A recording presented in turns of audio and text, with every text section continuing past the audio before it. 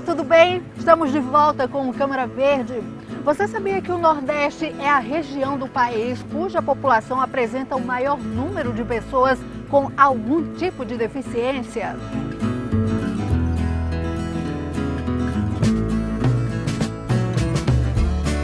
Pois é, pelo censo de 2010 do IBGE, essas pessoas que apresentam algum tipo de deficiência representam 21% da população.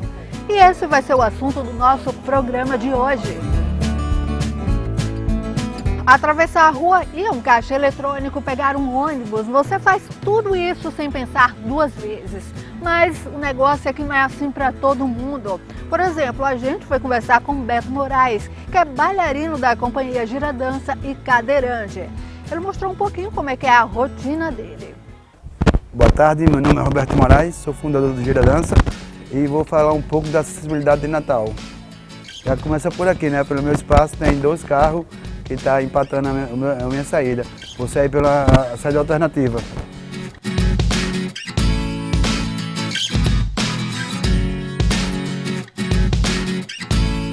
Isso é meu dia a dia. É como eu faço para vir trabalhar. Então vamos dar um rolê comigo na Ribeira? Andar pelo meio da rua, né? Porque as calçadas não dá acesso a me locomover sem ter perigo de ser atropelado por um carro. E Natal foi a primeira cidade a implantar uma lei que não existe, né? A lei de acessibilidade para o deficiente físico, idoso e gestante. Então essa lei está só no papel, logo ali próximo na esquina. Não tem como a gente sair sozinho na cidade. O que foi feito na urbanização da Ribeira? Não tem que ter uma pessoa para ajudar. Aí só para você ver o que acontece. Se não tiver uma pessoa, eu fico atolado. Aí aqui já foi feito, que foi o próprio calçamento que deu um acesso aqui pra gente. Que era do mesmo jeito. Era do mesmo jeito, não tinha como. Aí para ir para a parada tudo bem, né? Tem a faixa de pedestre.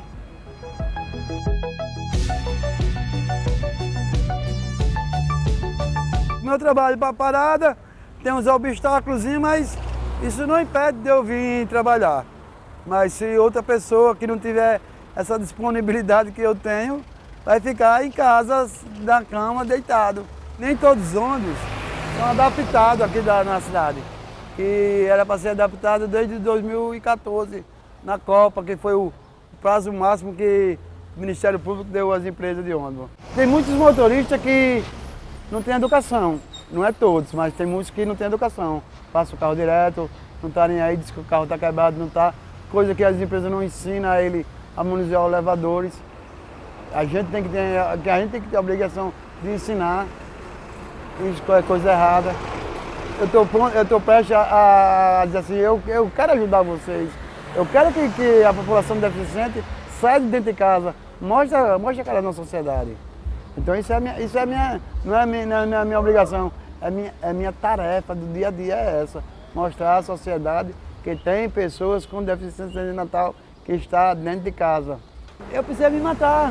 Quando eu fiquei paraplégico há 30 anos atrás, eu pensei em me matar. Eu pensei que o mundo para mim tinha acabado, que eu não existia mais para ninguém. Então, quando eu recaí na realidade que o tempo não para, quem para somos nós, eu digo, eu quero viver. Eu vou viver com minha deficiência na cidade não adaptada. Então, eu me adaptei à cidade, não à cidade a mim.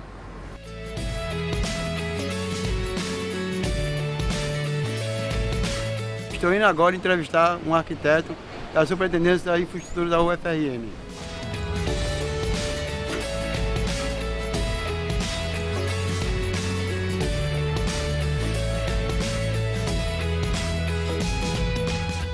Agora vamos tentar ver se a gente pega um adaptado circular. Coisa que não tem.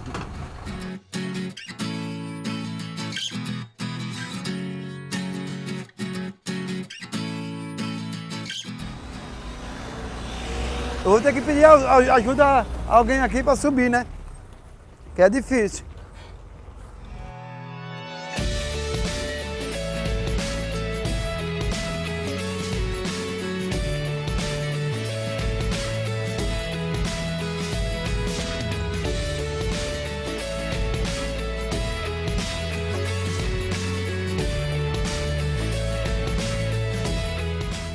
estou aqui na universidade com o arquiteto Nilberto Gomes, da infraestrutura da UFRN.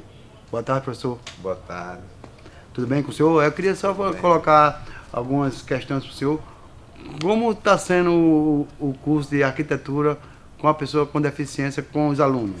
Da parte da universidade, em relação aos professores, a universidade tem um trabalho através da Comissão de Acessibilidade, da CAN, que procura constantemente chegar até os professores, né, para fazer um trabalho de conscientização, né, derrubar essas barreiras atitudinais. A cidade está acessível para o deficiente físico em cadeira de roda? Não, eu acredito que não. Nós estamos muito longe ainda de ter uma cidade com acessibilidade. Eu diria até, não diria assim para o cadeirante, eu diria uma cidade acessível para todos, né, com acessibilidade universal. Nós temos na nossa cidade um déficit enorme de acessibilidade, não só em Natal, mas nas nossas cidades de uma maneira geral. O que é que falta para Natal ser uma cidade acessível para o deficiente físico? Olha, falta muita coisa ainda, mas entre essas coisas, o que falta também é uma vontade política, né, de se fazer uma cidade com acessibilidade universal, uma cidade mais justa para todos, porque não é só assim a pessoa com deficiência, o idoso, né, a criança, a gestante, todas essas pessoas precisam de uma cidade acessível, uma cidade mais humana, né, que permita os deslocamentos, o ir e vir, né, a todas as pessoas. Eu acho que a população contribui para a dificuldade da pessoa com deficiência de ir e vir.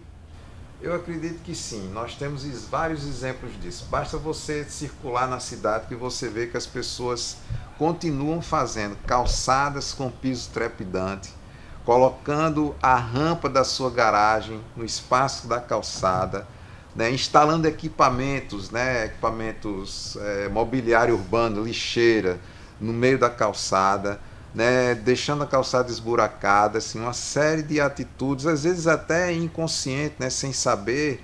Nilberto, que comissão é essa que vocês têm aqui de acessibilidade na universidade? Ela atende a todos os alunos com deficiência, desde a entrada, né, desde o Enem, por exemplo, desde a prova, o acompanhamento na prova, para um aluno surdo, para um aluno cego, até a chegada dele ao departamento. A comissão trabalha junto aos professores que vão ministrar as aulas a esses alunos.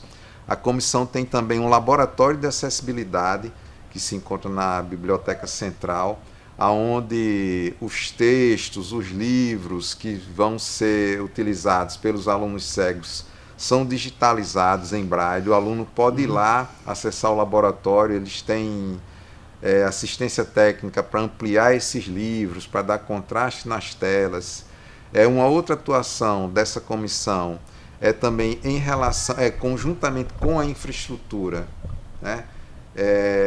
Está realizando, assim, realizar os trabalhos de infraestrutura necessários a uma acessibilidade física em todo o campus central. Em acessibilidade, como é que está o projeto de reestruturação da Engenharia Roberto Freire? Ele atende à lei de mobilidade, que dá prioridade ao pedestre, né, depois aos não motorizados, ciclistas e assim por diante. Então, só para lhe citar um exemplo, nesse projeto nós temos uma passarela mirante sobre a via costeira que está completamente adaptada, ou seja, as rampas têm inclinação de acordo com a NBR. A inclinação, os patamares, largura, tudo de acordo com a NBR. Qual é o seu recado que você deixa para as pessoas com deficiência que passa o mesmo que eu passo, mas não reivindica seus direitos?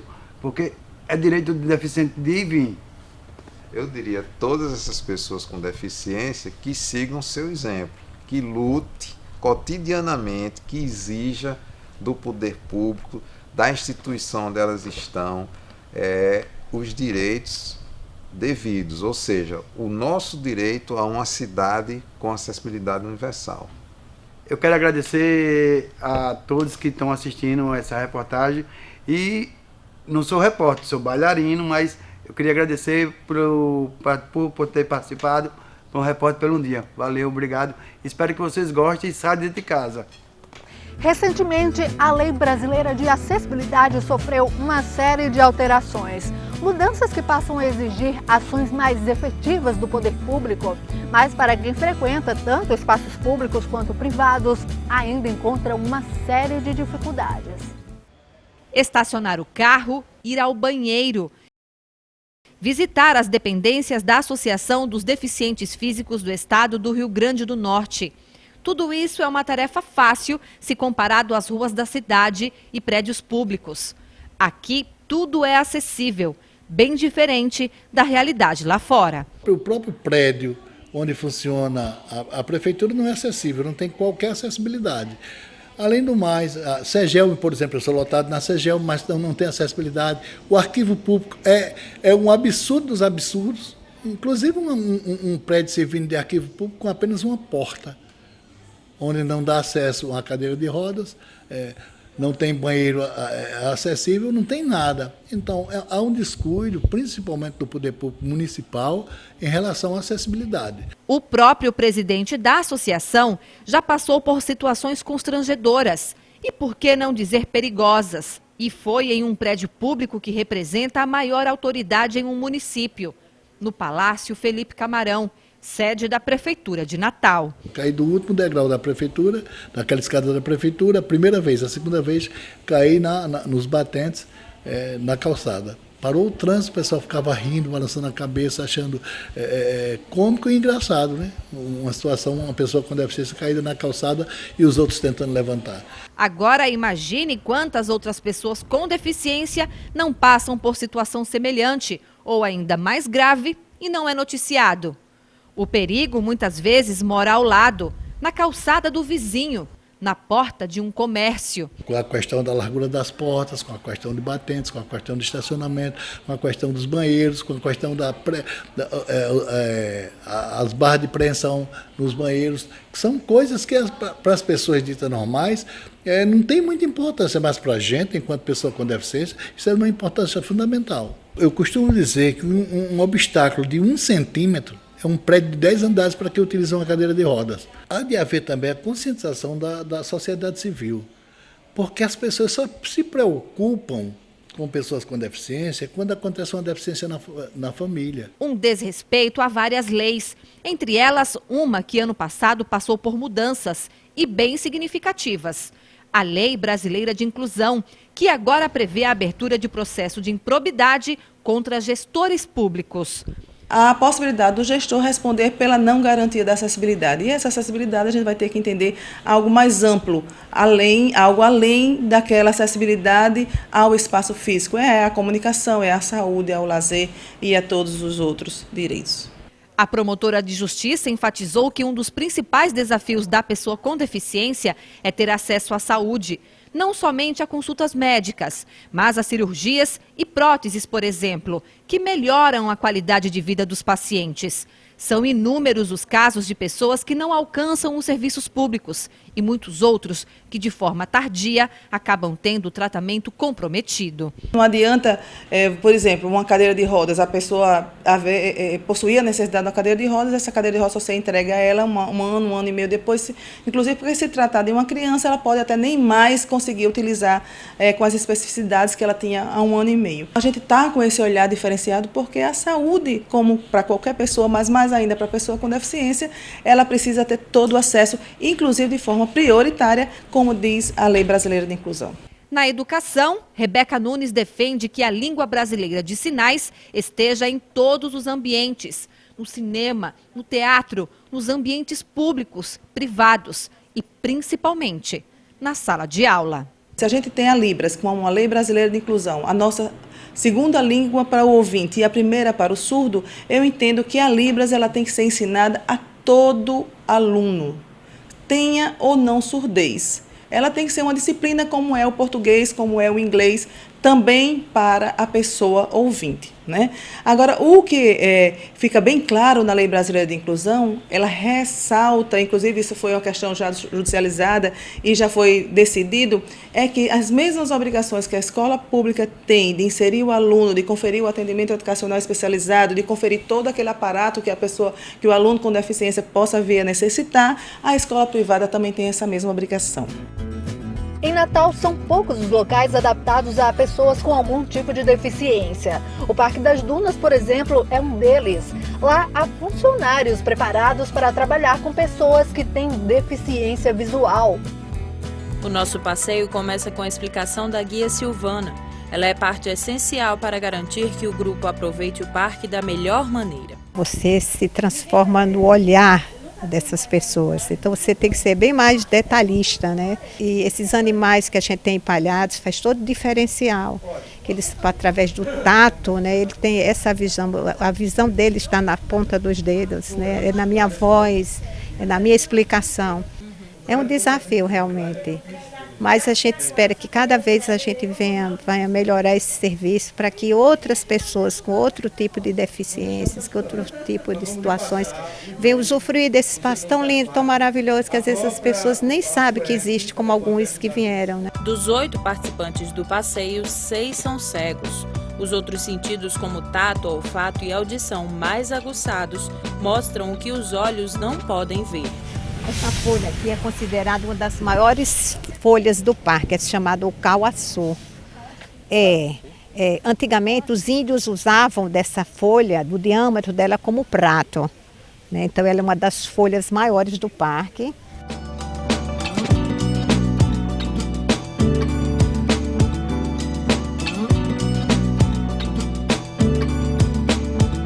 Com um fluxo de 5.000 pessoas a cada fim de semana, o Parque das Dunas oferece diversas opções de lazer.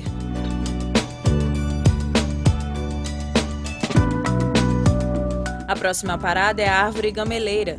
Diferente de outras árvores, as raízes saem da terra e enrolam-se no caule. É uma árvore bastante diferenciada, né? Uma árvore que ela começa, na verdade, com o formato e ela vai tendo, com o decorrer do seu crescimento, várias formas. O grupo segue para o Museu do Parque.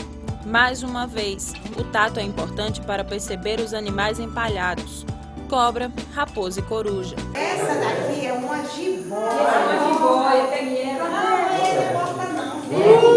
Em outra sala, a guia mostra diversos caules e o desenho que cada madeira tem. Dona Maria das Neves conta que conheceu o parque quando ainda enxergava. Tentei os bichos, né, que a gente via ao vivo, né, e hoje a gente, né, vê eles, pessoa pegando, né. Eu conhecia a raposa, eu conhecia a cobra, conhecia tudo, não, né, no tempo que eu tinha visão, né. E hoje, só assim mesmo.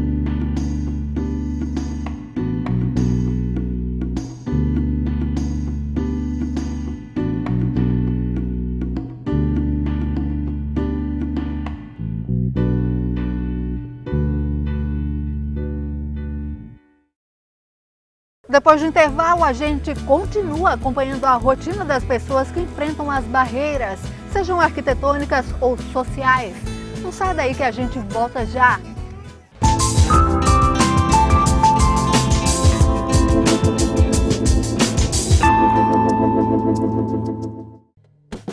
A água é um bem precioso, usado para cozinhar, para aguar as plantas, assim como para nos hidratar.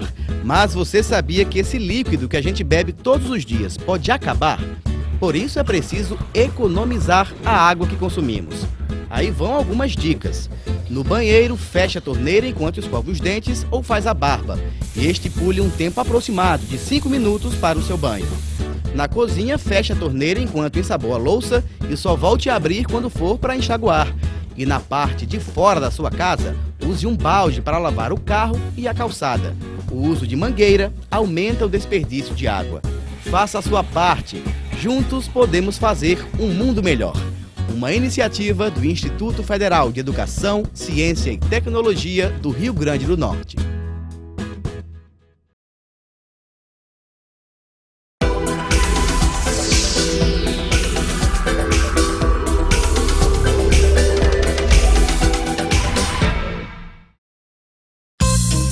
Dicas de meio ambiente.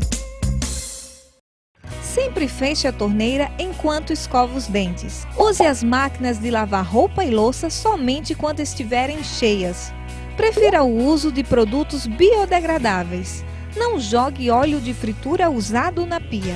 Dê carona para seus amigos e colegas de trabalho. Desligue a luz onde ela não for necessária. Dicas de meio ambiente.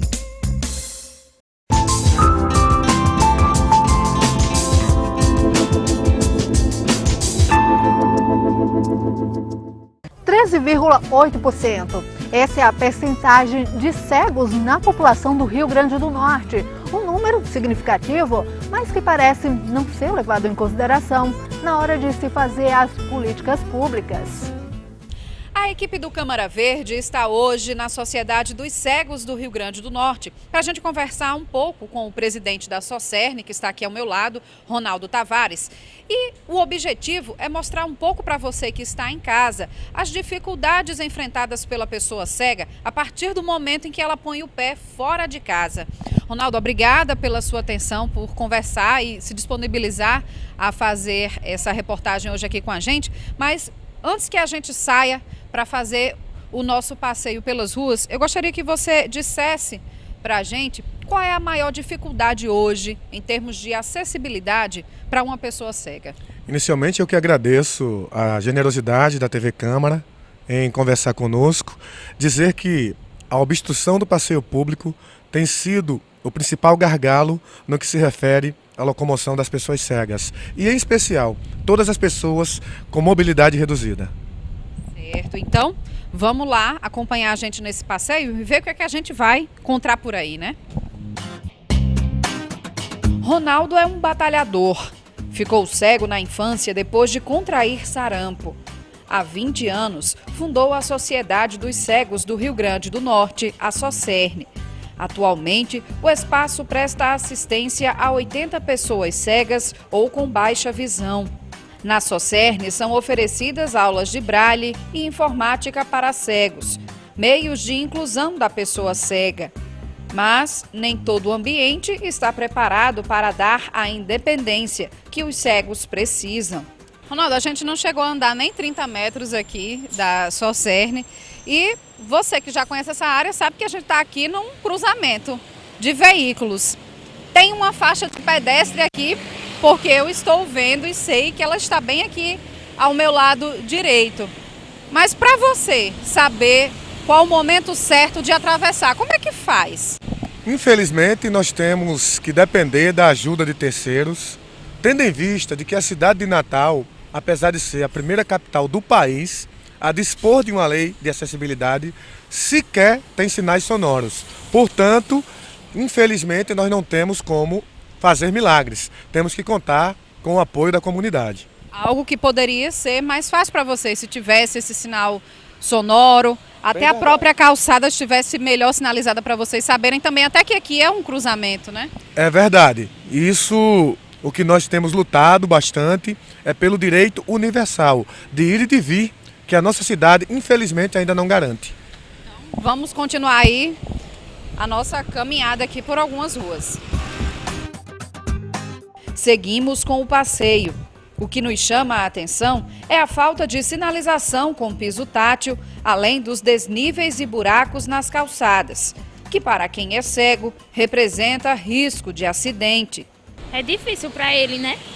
Porque andando assim, ele não enxerga. Essa calçada, do jeito que está aqui, você acha que está adequada para ele fazer a caminhada dele? Não. Os carros estacionados nas calçadas também são barreiras. Chegamos a uma faixa de pedestre com semáforo. Para Ronaldo, o local é emblemático na luta pela acessibilidade em Natal. O que é que tinha aqui nesse semáforo que facilitava a vida de vocês? Era sonoro e, infelizmente, foi desativado. Hoje, nós não temos a menor possibilidade, a menor condição de atravessar a rua sozinho, tendo em vista a insensibilidade do poder público e a falta de compromisso com uma cidade que deveria ser igual para todos. Portanto, este sinal hoje não é mais sonoro, é o sinal da exclusão social. E esse era apenas um, né? Quando na verdade todos os semáforos, né, enfim, cruzamento de faixa de pedestre deveria ter um sinal sonoro. Principalmente porque é de baixo custo. Na Avenida Rio Branco também havia um sinal sonoro que foi desativado. Nós já fizemos várias cobranças, reivindicações, sugestões aos órgãos municipais que cuidam da política de trânsito e, infelizmente, somos ignorados no dia a dia. Você acha que falta o que para ele aí atravessar com segurança? Uma pessoa do lado dele? Alguém para ajudar ele. Se tivesse um sinal que avisasse? Era melhor. E quando menos se espera, aparece alguém para ajudar. Eu perguntei para ele se estava precisando de ajuda para atravessar para o lado de lá e eu ia levar ele no outro lado. Sendo solidária? Com certeza. Temos que ser. Você acha que, em vez de pedir ajuda a alguém, se tivesse um sinal aqui que avisasse para ele no momento de atravessar, não seria mais fácil para ele? Não, com certeza. Para os deficientes visuais, hoje, não temos quase nada. Temos que ter mais coisas para facilitar a ida e vinda deles. Sem eles gostam de ser independentes, eles não gostam de depender dos outros. Seja qualquer deficiência que você tenha.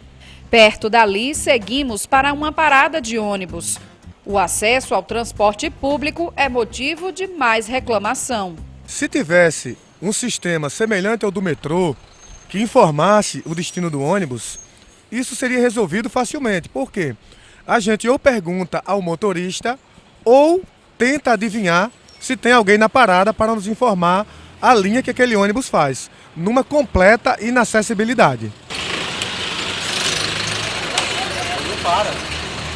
Fiz isso com a bengala para sinalizar para ele entender que era para ele parar.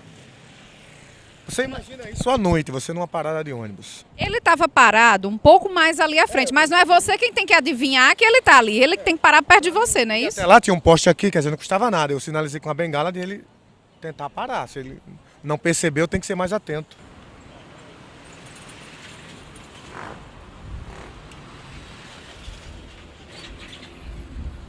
Ronaldo estendeu o braço aqui com a bengala e nenhum parou. Se é difícil para a gente que enxerga, que sabe que o ônibus está vindo, sabe identificar qual é a linha que a gente tem que pegar, imagine para ele. Ronaldo insiste.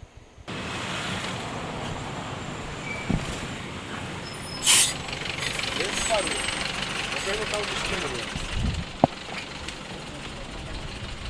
Qual que é o destino desse ônibus? Qual que é o destino, motorista? Qual que é o número? Tá bom, muito obrigado. Motorista, você acha que facilitaria ter um sinal que já anunciasse para a pessoa cega qual é o ônibus que está vindo? Se você ficar sozinho aí, amor, aí. Como é que vai ser?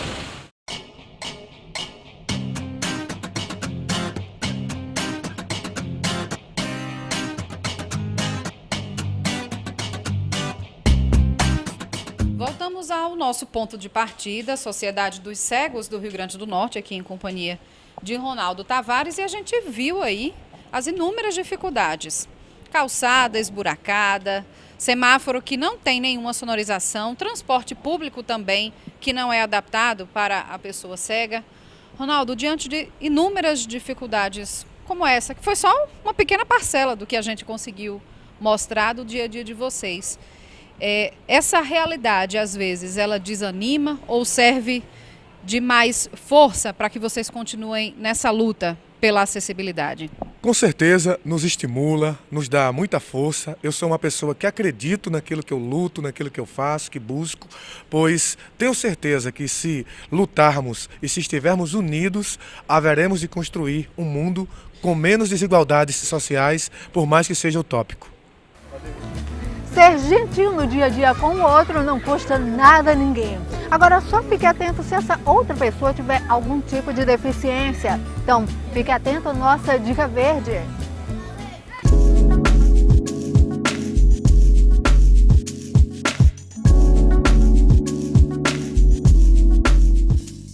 No programa de hoje eu vou te dar dicas de como se comportar diante das pessoas com deficiência, começando pelos cadeirantes.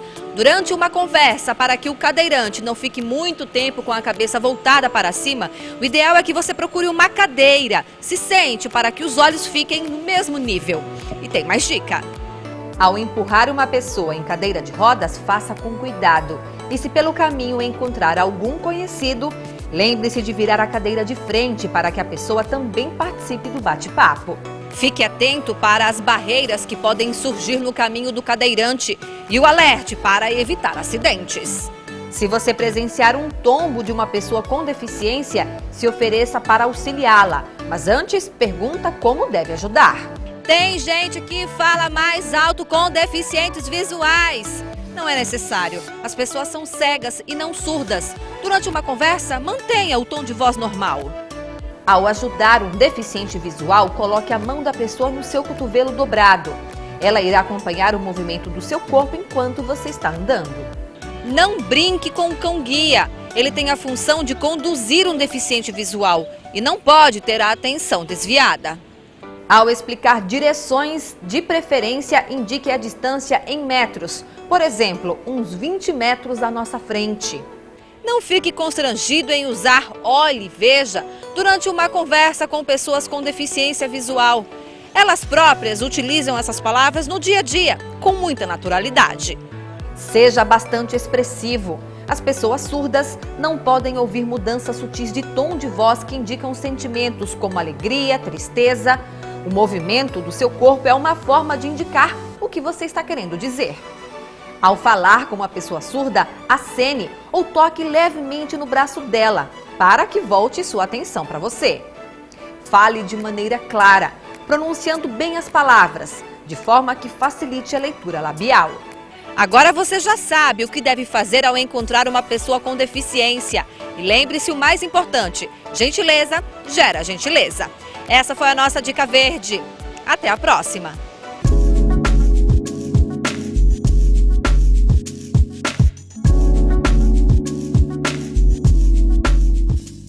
É isso então, assim a gente encerra essa edição do Câmara Verde. Mande a sua sugestão pra gente no tvcamaranatal@yahoo.com.br. Até a próxima!